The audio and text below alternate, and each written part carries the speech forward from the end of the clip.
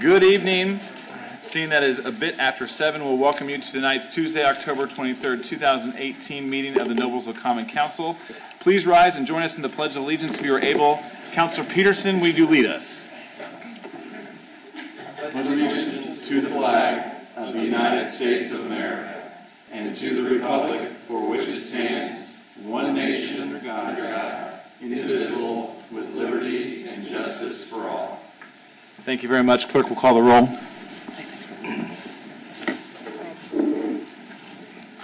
Mr. Ayre?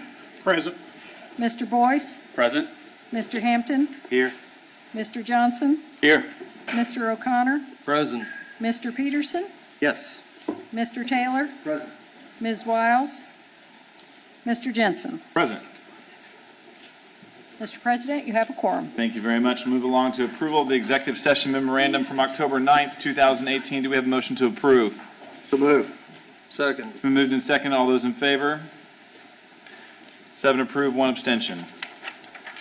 Moving on, approval of the minutes from the October 9th, 2018 meeting. Motion So moved. It's been moved. Second. It's been moved and seconded. All those in favor?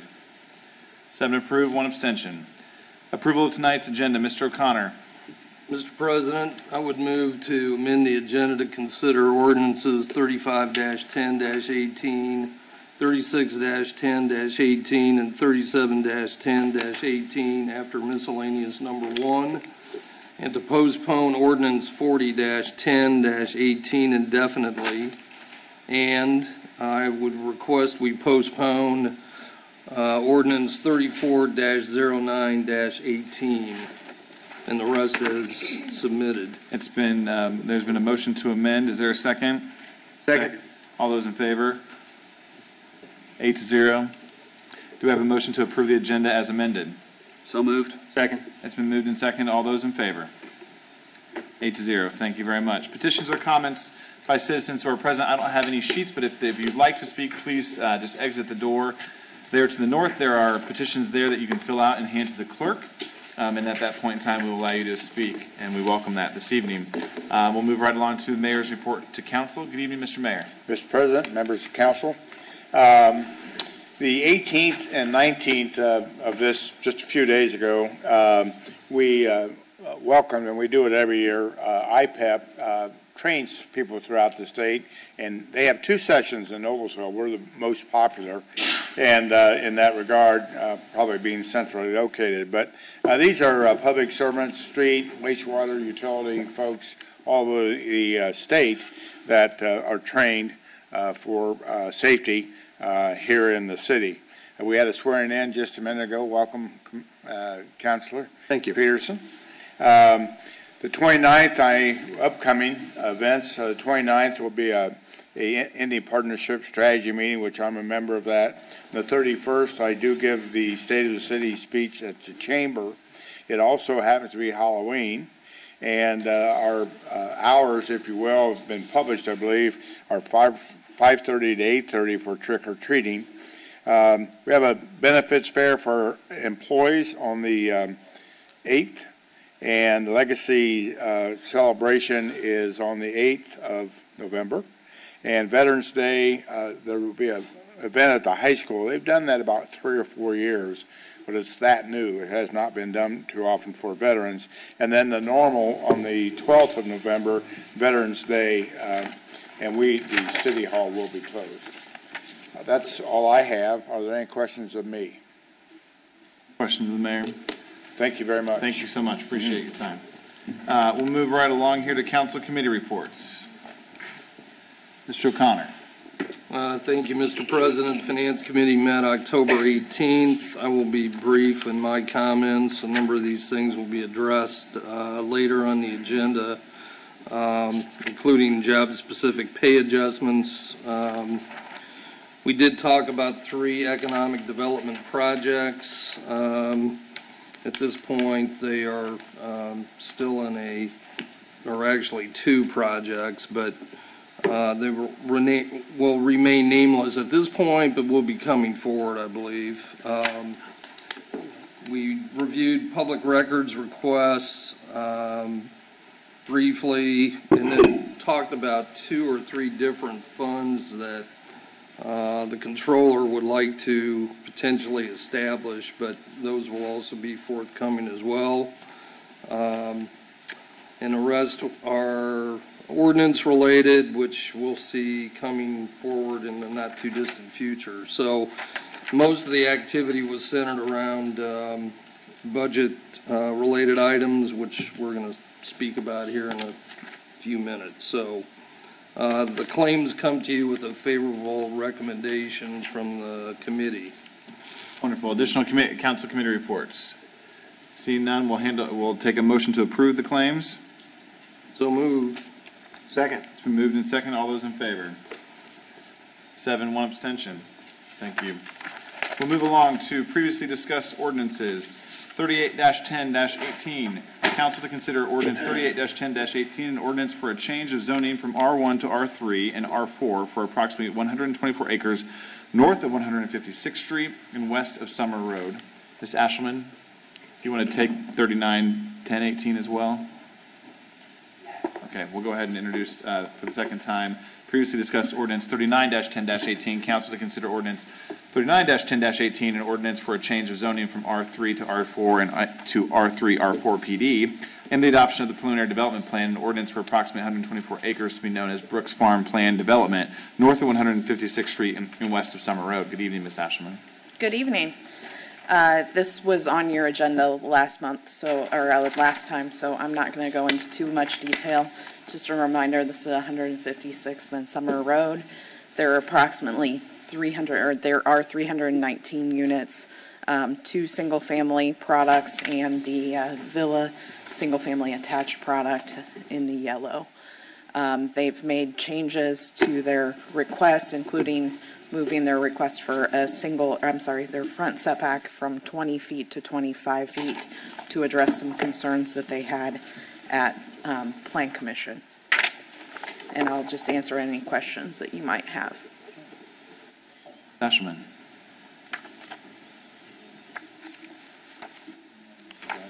Developer step forward, or? No? You good? Okay. Seeing that there are no other questions, do I have a motion to approve ordinance 38-10-18? Motion to approve. Second. Been approved and seconded. Clerk will call the roll. Mr. Boyce? Aye. Mr. Hampton? Aye. Mr. Johnson? Aye. Mr. O'Connor? Aye. Mr. Peterson? Same. Mr. Taylor? Aye. Mr. Ayers? Aye. Mr. Jensen? Aye. That's 7 ayes, and the ordinance is adopted. Much. We'll take a motion to approve ordinance 39-10-18. So moved. Second. It's moved and seconded. Clerk will call the roll. Mr. Hampton? Aye. Mr. Johnson? Aye. Mr. O'Connor? Aye. Mr. Peterson? Same. Mr. Taylor? Aye. Mr. Ayers? Aye. Mr. Boyce? Aye. Mr. Jensen? Aye. 7-0, the ordinance is adopted. Thank you so much. Thank you. Thank you very much. Good evening. Moving along to new development presentation number 1. Council to consider introductory information for the proposed Slater Park Plan development. Mr. Calderon. There he is. Name and address for the record. Good evening. Good evening, Mr. President, members of the council. Joe Calderon, attorney with offices at 11 South Meridian, Indianapolis, and proud resident of Noblesville. I'm pleased to introduce Slater Park, which is really kind of an infill development located just to the south of 32 and just to the east of Gray Road. You can see on the screen behind you, it's comprised of 2 parcels. One parcel will really be an access parcel from Gray Road only. We will not have access from 32. The southern portion of this parcel abuts Midland Trace Trail, and we propose to have a plan unit development that will provide for attached for sale, single-family product developed by Westport Homes. We do have Matt Dunn from Westport here tonight, in case you have any questions. We also have a member of our engineering team, Greg Dempsey.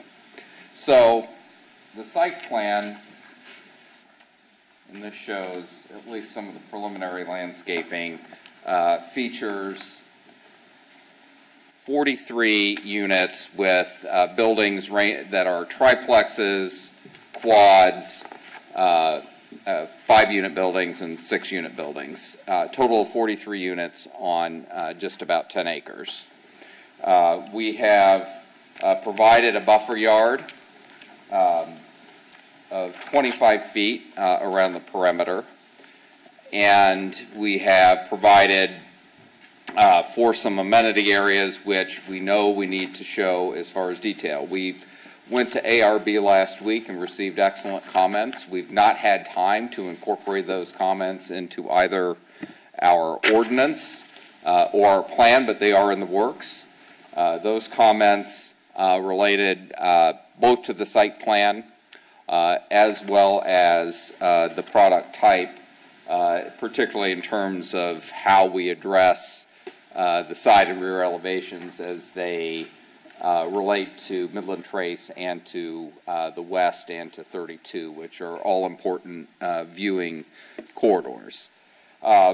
We also agreed that we would add some additional guest parking. Each of these units will have a 25-foot front setback. They will all have front-loading 2-car garages. So there will be ample on-site parking. As mentioned, this is for sale product. Provide you with some of the views. Each of these are in your packets. This is the 3-unit view. This product has been updated from other product that Westport has developed here in town. They've added some additional articulation, some different building materials, some different roof lines, and generally dressed up the product to meet more of the standards that you have put in for housing. This housing, by the way, will have a price point that meets some of what your demand shows in your housing study. It should be in the upper 100s to low 200s for starters, or on average.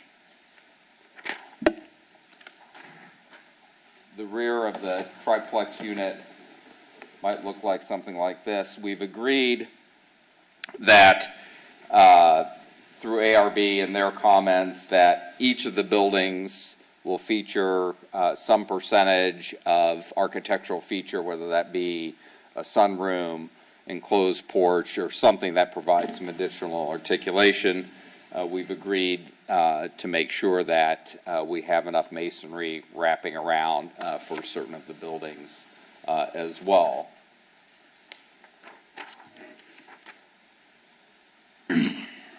This is the 4-unit building. They're very similar in terms of how they all look in appearance, but just to give you an idea what the 4-plex might look like from the front view.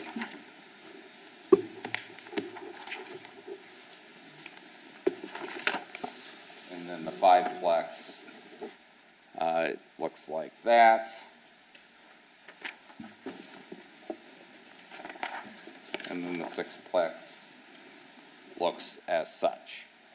The minimum square footage is 1,095 square feet for the smallest units, and it goes up to about 1,800 square feet for the larger units. With that, I turn back to kind of the overall site plan and answer any questions that council may have. We anticipate going to Plan Commission on November 15th. We will have a neighbor meeting before that and bring it out to the public here within the next week or so. But from our standpoint, we know we have ample information from ARB to affect some changes. So when this comes back to you, the site plan will look different. The rear elevations will look different and feature the bump outs. and the ordinance will be written to address those comments, and we hope to receive some additional positive comments from you as council this evening.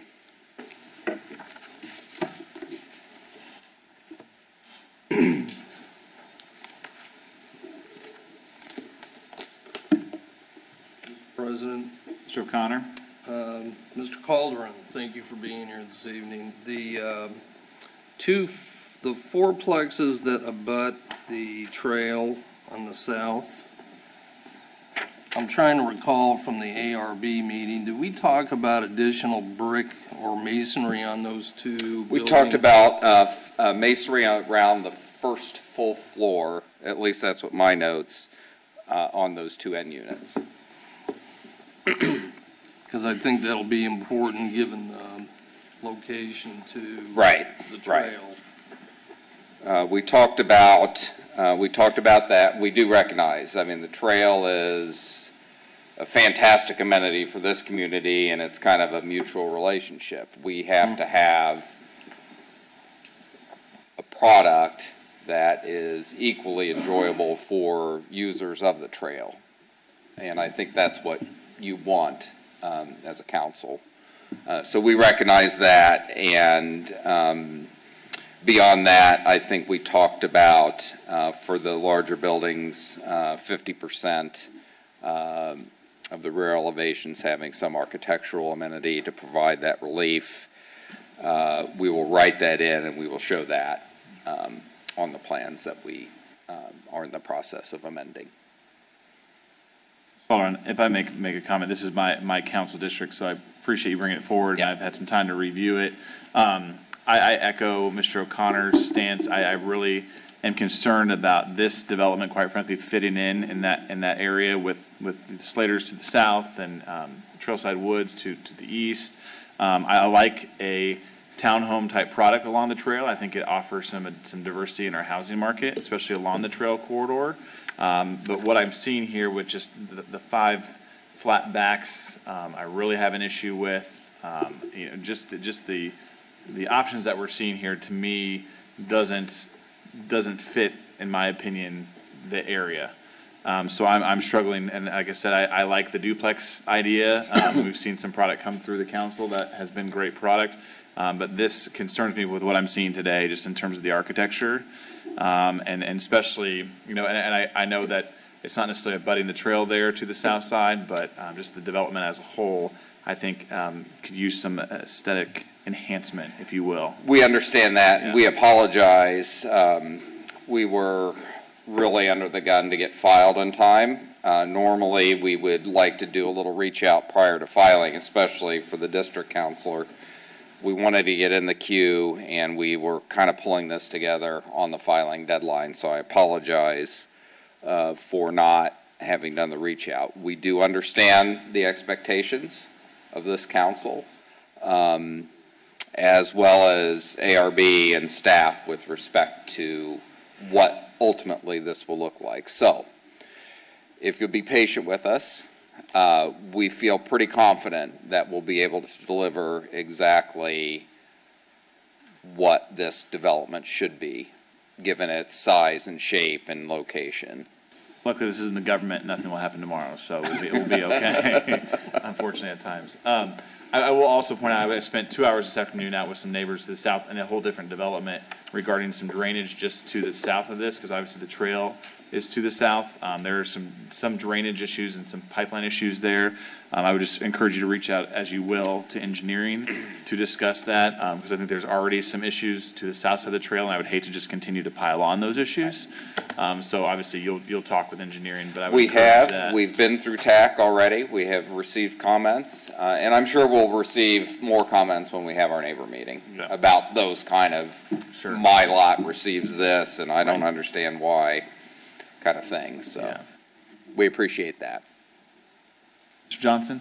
I like the idea, as Mr. Jensen said, of having the duplex concept out there. And there's no way we want to be or should be designing your product for you. Question, though, I have for you, as you look at the backside, and particularly when that backside is seen from the trail area. It's kind of a stark, one little cement pad after another with a sort of sliding door, it looks like. And I'm just wondering if there's going to be any options like maybe a peaked roof over the top of the patio area, or any dividers from one patio area to another.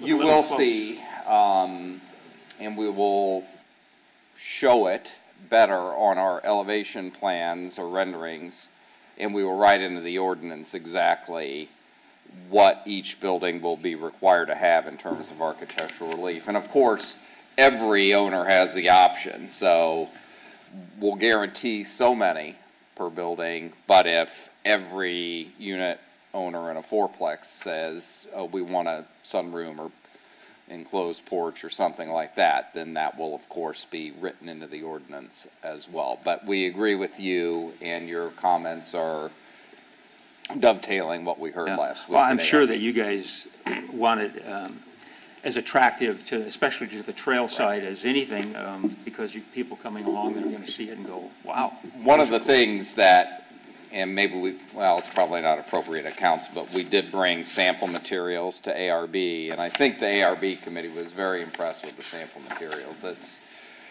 you're not looking at vinyl siding, you're looking at stone and brick, solid brick, and you are looking at a very nice material that's used as trim that we think works a little better than hardy plank from a longevity and maintenance standpoint.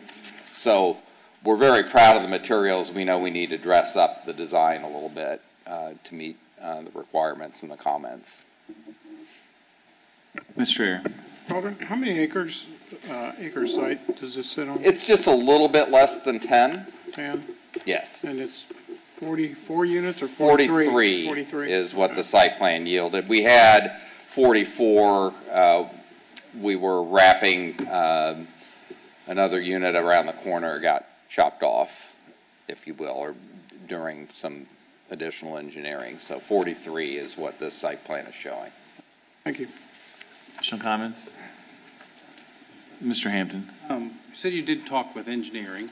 What did they say about the entrance just onto Gray Road, as far as that's going to be a right turn or left turn? And it looks like there is It's full access, I think. Mr. Dempsey, do you want to come up? And our engineer has been working with them, and he actually went to TAC. I think that they have requested Axle decel? Yeah. Okay. Yeah, we'll have to Name, install. get a name and address. Address. Sorry. Greg Dempsey, Innovative Engineering, 3961 Perry Boulevard, Whitestown, Indiana. We will be required to do XL decel lanes and it will be a full access. That's going to be Gray Road is actually Westfield jurisdiction. So we've been asked to use the more stringent of Noblesville or Westfield's standards. For the lanes themselves, they're identical, so there won't be any change there. The only difference will be the amount of easement or right-of-way that's needed to install them. separate from that. The trail is right there, but there is no direct access to the trail, correct, from the... Correct. We have not shown any private access. I don't know whether we will or whether we can do that. Along Gray Road, is there a way to travel there if these people want to come out this way, come down to the trail? I don't think there is. Well, we will have sidewalks through our property, but you've got some older meets and bounds lots that we don't own all the way to Gray Road other than the one lot that we do have. So I suppose there would be a way to get through that, but I'm not sure if that makes a lot of sense, if there's going to be a crossing of some sort at Gray Road where the trail will be, so. One more follow-up, I'm sorry. It's okay. You mentioned, perhaps based on comments tonight, I agree with President Jensen on the overall trying to upgrade what this looks like.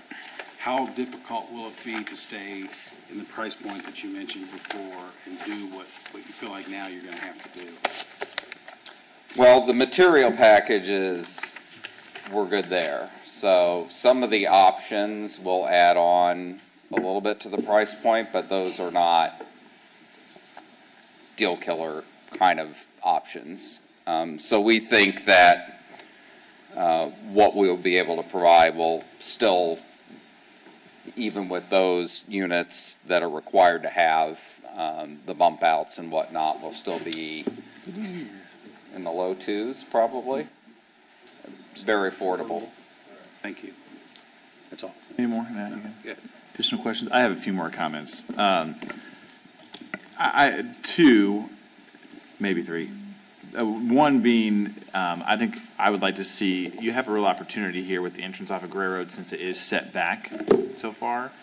Some opportunity for kind of an entrance way there that really showcases the neighborhood. I mean, not every entrance sits this far back from the road, right? Every neighborhood. So I think there's a real opportunity there to show some real aesthetic features of that neighborhood in a unique way as it drives back. So suggestion. Two, amenities area. I see some commons area marked here, but any discussion on amenities? We did. Yeah. We received comments from ARB, and we've agreed to take some of the common areas, show some amenities, whether they be fire pits or picnic areas or other things that will make a neighborhood like this more viable, because without a lot of individual yard space, having meaningful common area is very important. So we will do that, and we will have our site plan revised to indicate those, and we will write specifically those things in the ordinance, kind of generically written right now as far as the amenities, but yeah.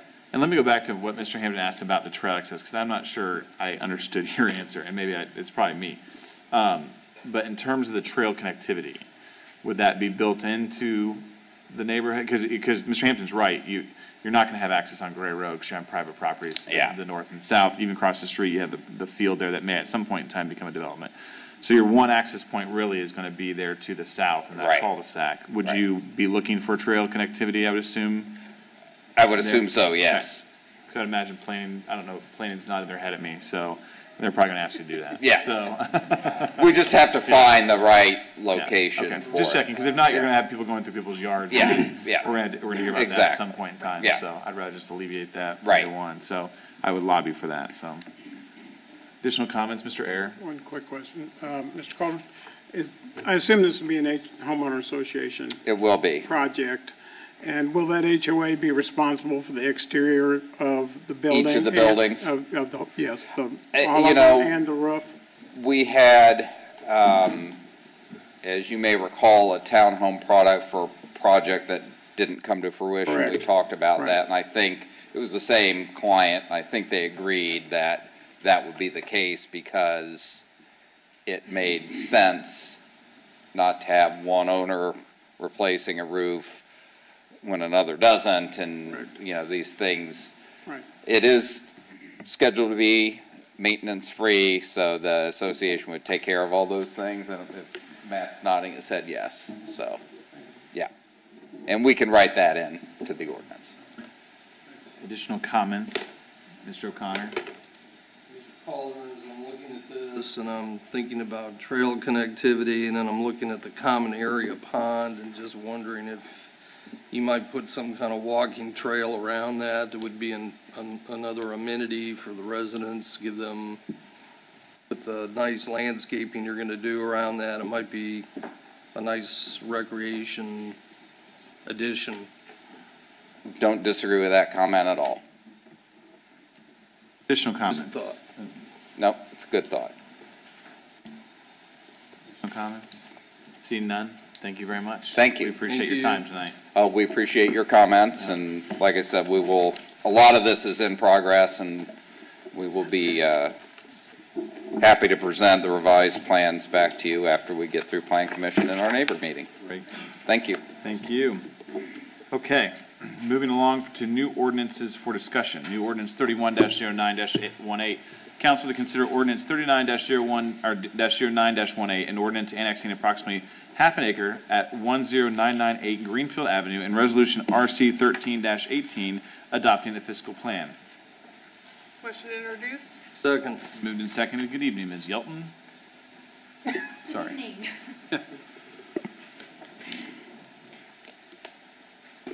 This item before you, again, is a 100% voluntary annexation. The property is currently located approximately 245 feet west of what is Promise Road.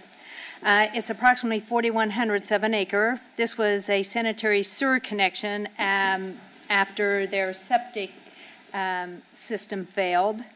The proposal does meet the state statute requirements for both police and fire departments. The financial impact is very, very minimal. There's no additional right-of-way that's being added to the street department inventory because we already have the right-of-way within our city limits. Solid waste disposal will be offered to the single-family residents upon annexation. The current zoning is R1 single-family residential, which it will remain. And this should become a part of Council District Number 5.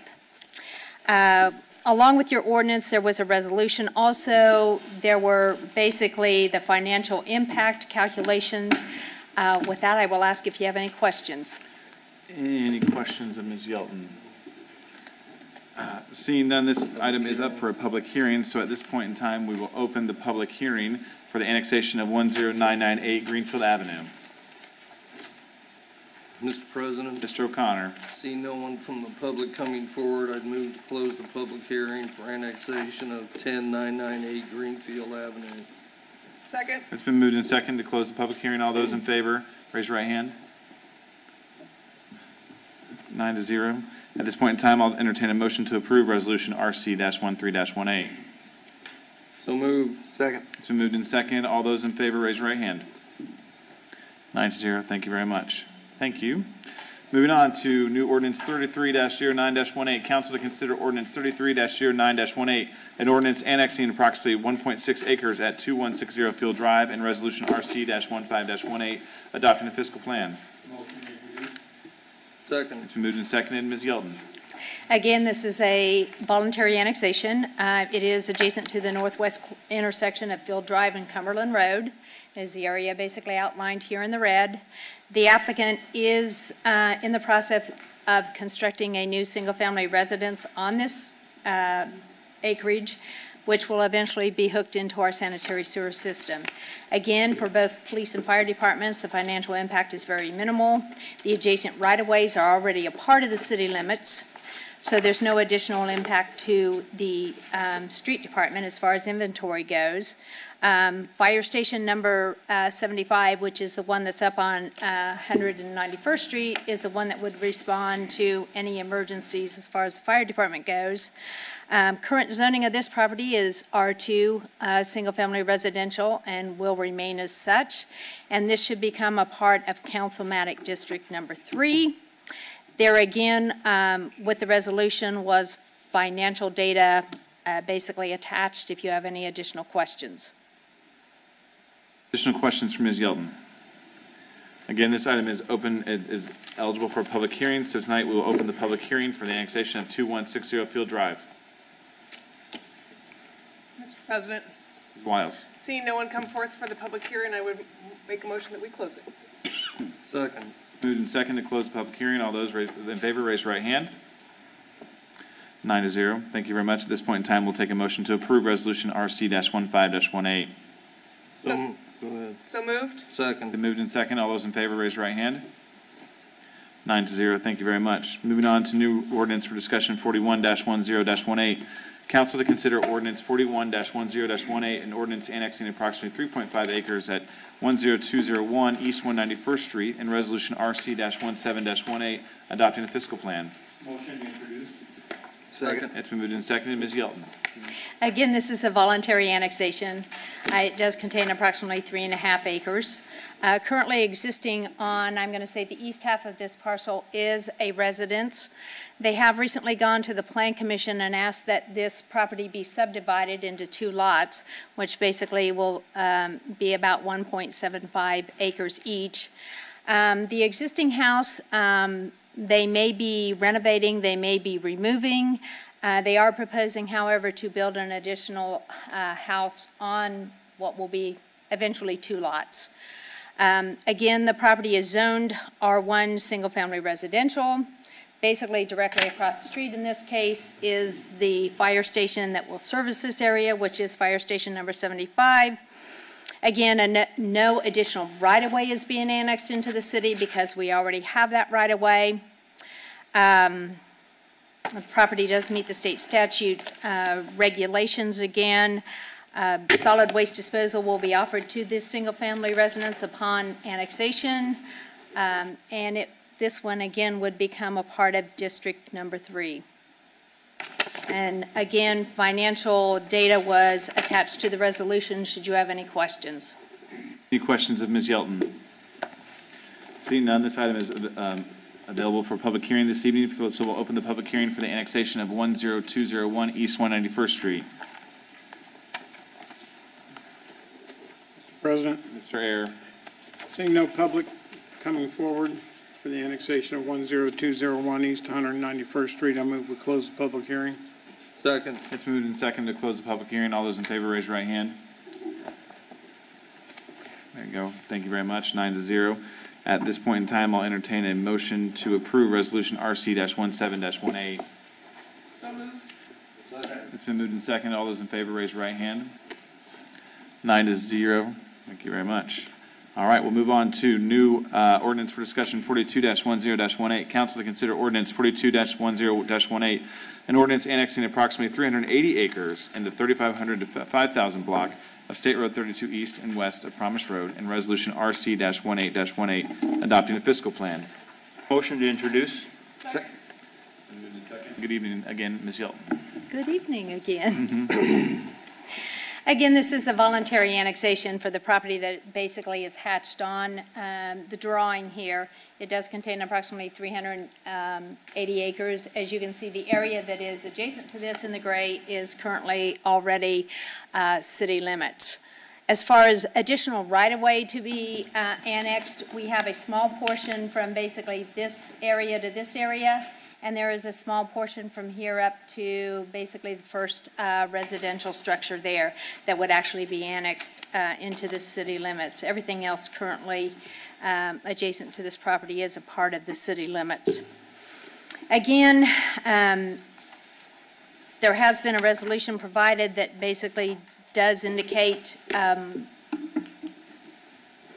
fiscal analysis.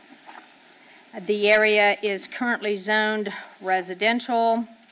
There is a proposal at some point, if this gets annexed into the city limits, that the area would be rezoned to some other zoning classifications to meet their proposed uses that they are proposing for this area.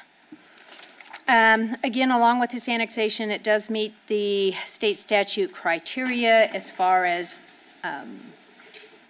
being contiguous. I have provided to you, as far as municipal services go, again, there would be just a very small portion. Only this area in here would become a part of the street department jurisdiction. This here is obviously state highway, so that becomes, still remains with state highway as far as maintenance goes. Police and fire departments, again, there is some impact, you know, once full build out on this project is probably 10 to 12 years out. Some of it will be residential, some of it will be commercial, some of it will be industrial type uses. Again, currently fire station number 75, which is located on 191st Street, would be the fire station that would respond to this. That's approximately 1.85 miles away. Again, like I said, there would be very little impact to the street department because there's only a small portion of this that basically comes under the city's jurisdiction.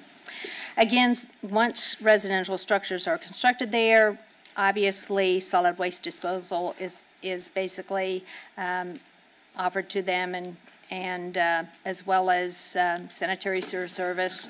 Parks and recreation, there are no existing parks in this immediate area, nor is there one proposed for this area.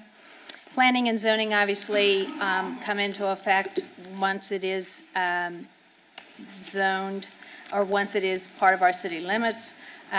It is currently under the jurisdiction of the city planning department. However, it's just not inside our city limits. Again, the financial impact analysis has been given to you. It is a part of the resolution. If you have any question, obviously staff is here to answer those questions. The councilmatic districts, we kind of split it between councilmatic District 3 and councilmatic District 6 for this area. And Mr. with Howard. that, I will ask if you have any questions of me. Corby Thompson, who is the developer of this, is also in the audience for any questions that you should have of him. Thank you very much. I have some questions that Mr. Howard's going to cover them. Similar to the Pulte-Del Webb annexation that was before you and introduced last week, the annexation is occurring ahead of zoning, which is usually not the order that we do it in. Again, this is because 2019 is the year before a decennial census, and under federal law, we cannot annex an area during that time. I have received and reviewed a consent to annexation and essentially a consent to de-annexation in the same form as was before you at your last meeting. Under the terms of that consent, and there's a different one there's 4 or 5 different landowners there, and each of them have signed these in recordable form, and upon the passage of the annexation ordinance, should you do so, they will be recorded. That allows us to de-annex this property in the event it is not, that the development has not occurred. I believe it's by October 30th, maybe it's October 15th. What that means is, and we addressed this at the last meeting, that we have no legal obligation to provide city services to this land for a period of 1 year, either capital or non-capital. The petitioner consents to construction of the capital internal infrastructure, just like we would do if we were doing the zoning and then the annexation afterwards. So we are protected should this not go forward. I've already got it calendared for September to prepare the de-annexation ordinance, and this, under the terms of the written document, they not only consent to that, they agree to pay any expenses of the de-annexation. So essentially, you're not losing any control over the project. It'll still go through zoning. It'll still go through the Plan Commission. There'll still be development agreements and other documents similar to a project of this magnitude. Any questions for Mr. Administrator? Regarding the, once this all goes through, would 186th Street not be our responsibility? Or what's our agreement with the county? We take care of half, they take care of the other half? By statute, if you annex, you have the responsibility for the entire street. You don't divide it 50-50. Even though the county owns it's in the county jurisdiction. So we take care of 186th Street for that half mile and Promise Road. Even though we don't have both sides of it. Right. Okay. And did you calculate that into your fiscal plan? Because I didn't understand that the way you. I did not calculate 186th Street into that plan. Or all of Promise. No, Promise was. Oh, no, okay. All right. I'm just curious as to how we approach that with the county. That's by statute. That's not practice and procedure. We used to divide them half and half. General Assembly finally figured out that it was kind of silly having snow plow from one jurisdiction go down one side and a different from the other side. Sometimes they do logical things down there. Just clarification in my mind. Thank you. Additional questions or comments regarding the development of the annexation? Seeing none, we'll open the public hearing. No? Okay. We'll open the public hearing for the annexation of the property in the 3,500 to 5,000 block of State Road 32. Mr. President, Mr. O'Connor. see no one from the public coming forward. I move that we close the public hearing for annexation of property in the 3,500 to 5,000 block of State Road 32 East and west of Promise Road. Second. It's been moved and second. All those in favor, raise your right hand. 9-0. Thank you very much. At this point in time, we'll take a motion to approve resolution RC-18-18. So moved. Second. It's been moved and second. All those in favor, raise your right hand. Thank you very much. Thank you very much, Ms. Shelton. Moving along, new ordinance for discussion, 45-10-18. Council to consider ordinance 45-10-18, an ordinance amending section 36.01 of the Code of Ordinance concerning observance of holidays. Motion to introduce? Second. It's moved and seconded. Ms. Lees. Along a little, Mr. Johnson. This is a very short cleanup ordinance for a section of code, just to match what has been our practice for years with, bring code up to what has been our current practice. What's being passed along is what is in code now. It has to do with the holidays that the city observes. It has been our practice to determine those, and then they're approved by the Board of Works. We happen to come along that back in 1992 they had holidays in there. Some of those holidays don't really officially exist anymore. Lincoln's birthday, Washington's birthday, we celebrate President's Day now. So this is just to update it. The holidays we celebrate and the procedure for determining those holidays is in our employee handbook. And so this ordinance just changes that little section of code to reference the handbook. Any questions of Clerk Lees? For discussion, Mr. Taylor. Just for clarification, the ones in yellow will not be observed. Is that correct? That's just what, not necessarily, that's just what code says now that is inconsistent with what we're practicing. Additional comments or questions? Seeing none, we do have there's been a request for a motion to waive the rules and approve on first reading. Is there a motion to waive the rules? So moved. Second. It's moved and seconded to waive the rules and approve ordinance 45-10 on first reading. All those in favor of waiving the rules, raise your right hand. 9-0. At this point in time, we can take a motion to approve ordinance 45-10-18. Mr. President, Ms. Wiles. I would make a motion that we approve ordinance 45-10-18. Second. This will be a roll call vote. Clerk will call the roll. Aye. Mr. O'Connor? Aye. Mr. Peterson? Aye. Mr. Taylor? Aye. Ms. Wiles? Aye. Mr. Ayer? Aye. Mr. Boyce? Aye. Mr. Hampton? Aye. Mr. Jensen? Aye. 9-0, the ordinance is adopted, and payroll thanks you. Thank you very much. Moving along to miscellaneous number 1. Council to consider resolution RC-19-18, a resolution approving an order of the Noblesville Plan Commission. Mr. Howard, good evening. Good evening. If you recall, in the redevelopment or TIF statute, whenever you create a new district or you amend a plan for the district, there's certain procedures. One is the redevelopment commission must pass a preliminary resolution. Second, the plan commission must review the resolution to make sure it conforms with the comprehensive plan of the city. Third, the city council must approve the plan commission's order. And then fourth, there is a public hearing and a confirmatory resolution. This is a relatively small change. If you recall, when we approved the field house a little over a year and a half ago, there was an exchange for commitments as far as the Parks Department having access to some of those facilities at different times. There was an agreement to provide monthly assistance to the tune of $45,833.34 per month, beginning on the month after the first full month of operation. That date has come. When the TIF comes in from the field house, we'll be creating a district there. You'll see that paperwork in one of your next two meetings. Or your part may be after the first year, but we will capture either the TIF or the taxpayer payments that were described in the development agreement from the field house. That will partially pay this amount.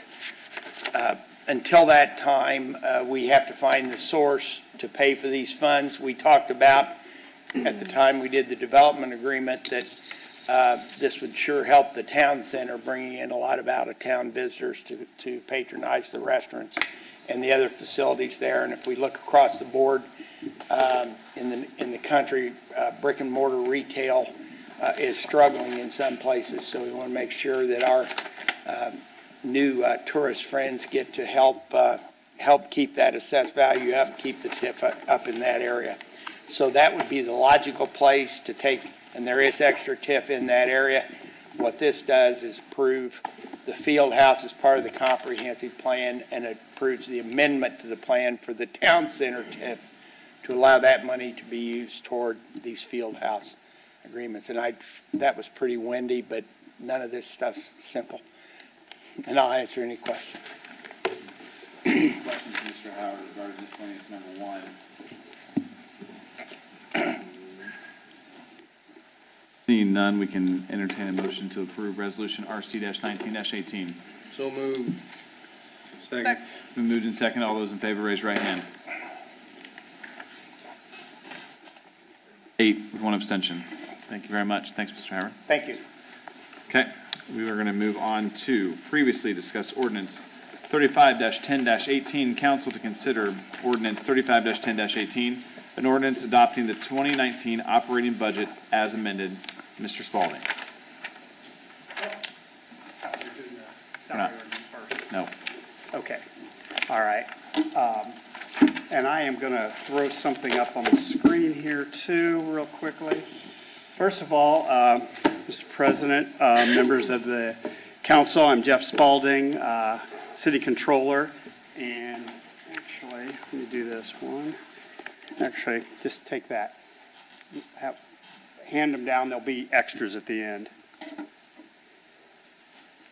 And then, actually, for our new member, this was handed out at the last meeting. If you want to hear for it.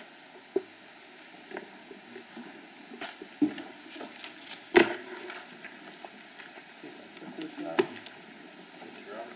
All right. So, as you all are aware, this is the second reading on the budget, and basically, I'm going to confine my comments this evening to a discussion of the adjustments that have been made since the budget was introduced at the October 9th council meeting.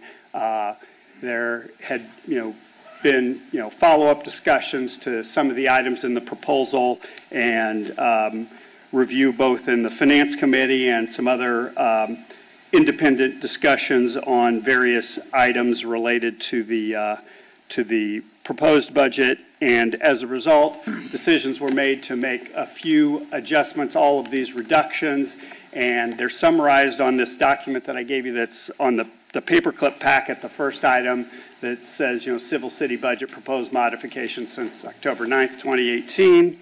That document's up on the screen. And really jumping to the bottom line, in total, the reductions that are represented here are $138,440. That's about on the overall Civil City budget, that's about a 0.25% reduction from the budget request that was proposed. And the specific items that I'll walk through is, first item was the decision by the Economic Development Department Director to postpone the 5-year Economic Development Plan update, and that was in the introduced budget at $50,000. With the decision to postpone that, we're taking that item out. Then also the planning department had requested additional funding for a variety of consulting services related to their ongoing operations, revisited that request, and decided that a $30,000 funding level for 2019 would be sufficient rather than 50, so that's another reduction.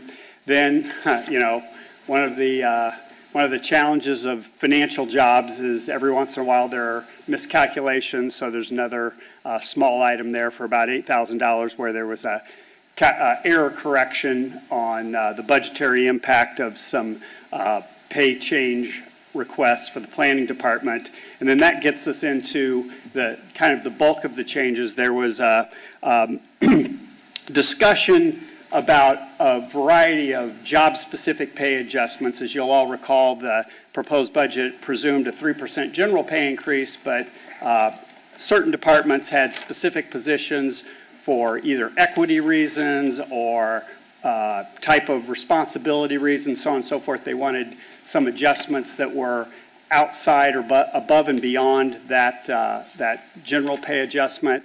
And there was significant discussion around those items. And ultimately, kind of a general agreement was reached that for the most part, most of these pay changes, that there would be an approval of the greater of the job-specific request or the 3% increase. And so that was instituted. There were a couple positions where, in that ongoing discussion, the council agreed with the administration that a couple of the positions need to be a little higher than the greater of number, and so that was factored in. But net with all of that, there was an adjustment down of about $13,500, and then finally up above that, in that conversation during those discussions, there was a decision made by the mayor's office as they were examining some other staffing changes that were happening around City Hall. Incidentally, kind of simultaneously to this discussion, they were able to kind of relook at their staffing needs and made a proposal to reclassify a full-time secretary position down to a part-time secretary position, and that has a pretty significant savings, not only because the pay rate for the part-time position is lower, but it's also not eligible for employee benefits. And so with that, that's kind of the summary of the net changes. The bottom part of this document lists a couple of other non-fiscal impact corrections that were made to the budget summary document in case anybody, came across them. And with that, I'll take any questions if folks have them. Questions from Mr. Spalding or comments on the budget?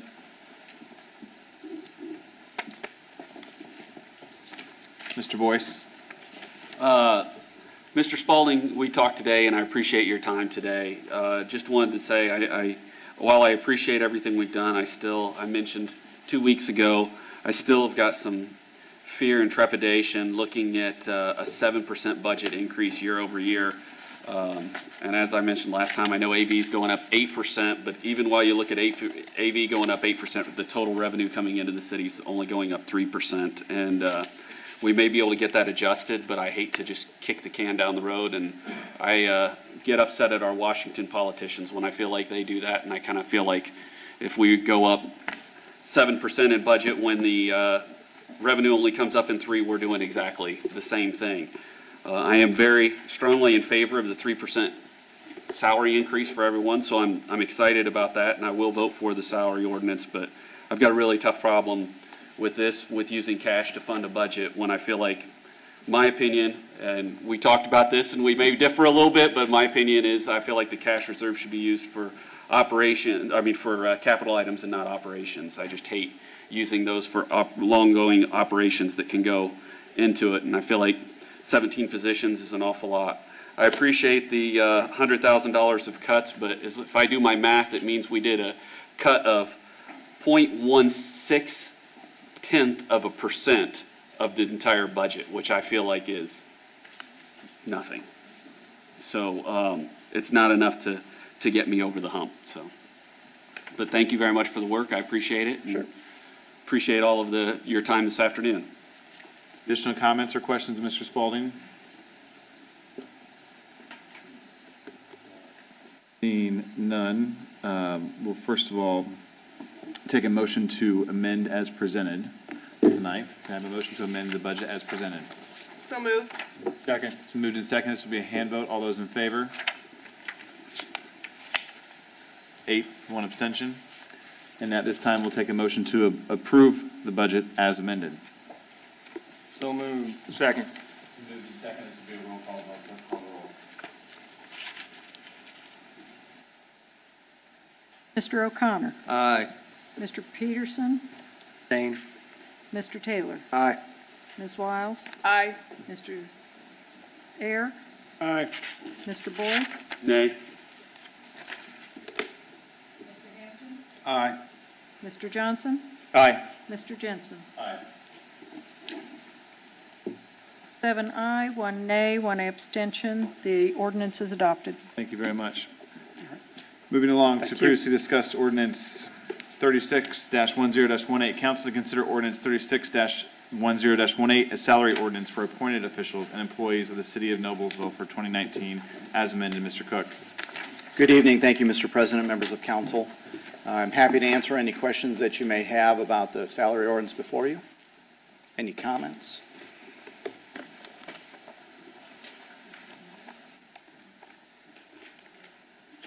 Yeah, Mr. Cook, you want to go over what was amended? This document was amended. I know one of them was the removal of the full-time secretary in the mayor's office, and I think there was another. That's correct. As well. So, Could you put that for us? Yeah, the full-time secretary position was removed. We weren't planning on filling that position. We have removed it from the salary ordinance. There was another change to under the maintenance department. On the first page, facilities manager, we had initially requested a salary of biweekly of $3,045.96. What we're presenting is an increase actually to $2,956.09. So that would be a 3% cost of living adjustment with a 1% above that. So we brought that request down. Okay. Questions, Mr. Cook? Do you have that printed out for us? The new salary ordinance that's as amended? We do, yes. Okay. Yes. If we could please see that, that would be beneficial, please.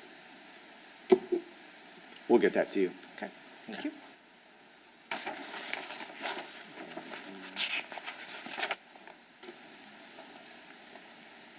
I'm sorry, sometimes you throw out those numbers and it's hard for me to. I understand. And I can go over them again if it helps. Sorry. Okay. Thank you. You're sharp, I know. Thank you.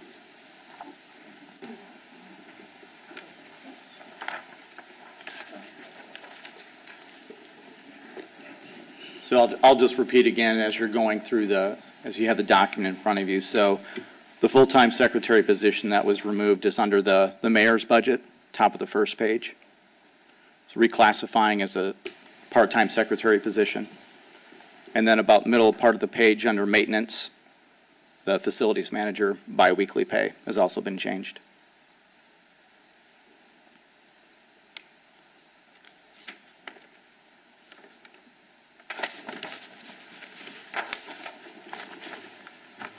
Questions? Mr. President. Mr. Hampton? Just a quick clarification on my part.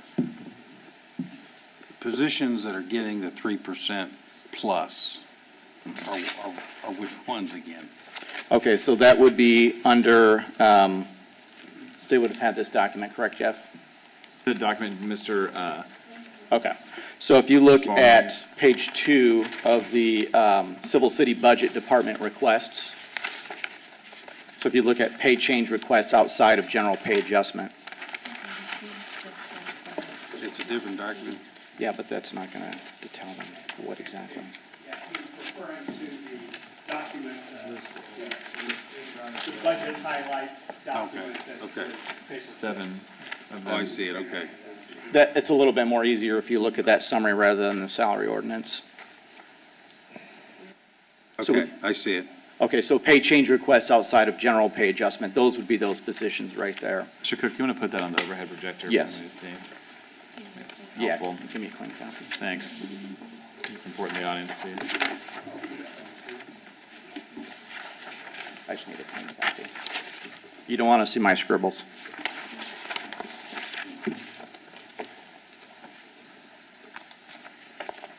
Okay, thank you. So you can see there, pay changes requests outside of the general pay adjustment. With the maintenance, you can see that reflected. Facility manager, so that's a 1% increase above the 3% cost of living adjustment. Under the planning director, you can see the assistant director increase, the others below that. I know we had talked about that at our October 9th council meeting. Economic development assistant director, that increase above the 3%. And then the reclassification of the full-time secretary to part-time secretary, and a couple other reclassifications.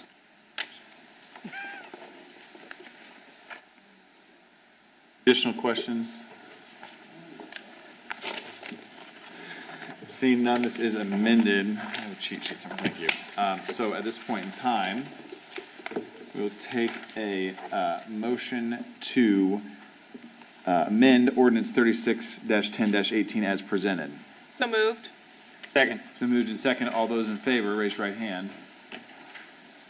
8 with 1 abstention. And so at this point in time, we'll take a motion to approve ordinance 36-10-18. So moved. As amended. Second. It's been moved and second. Be a roll call vote. Clerk will call the roll.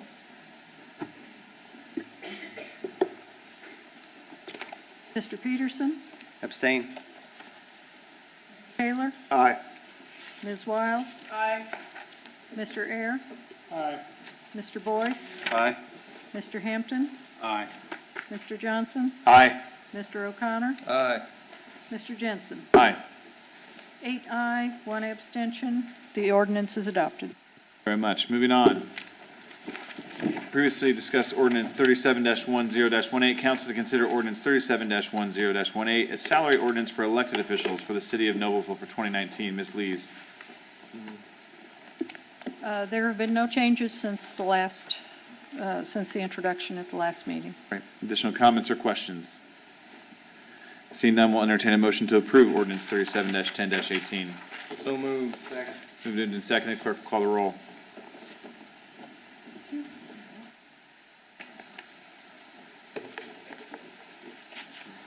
Mr. Taylor? Aye.